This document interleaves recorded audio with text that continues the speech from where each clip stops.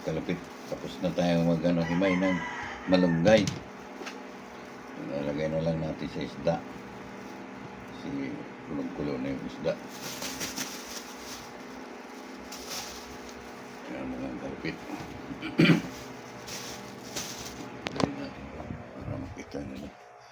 Ayan. Nagprito pa tayo mga kalapit.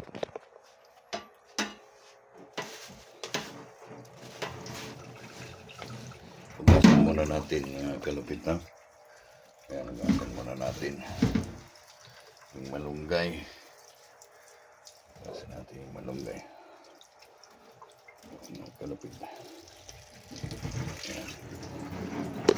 Tapos lalagay na natin sa pinapulong isda. Mga kalapit.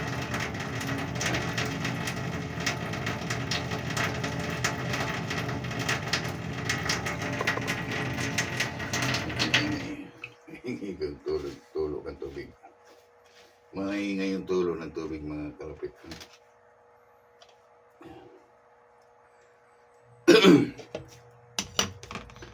Mag-iprito pa tayo ng isda. Prito natin yung katawan ng galunggong.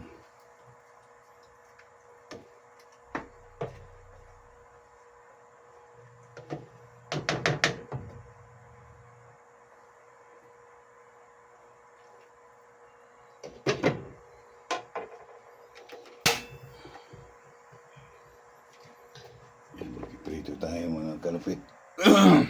Yan. Prito tayo ng isda.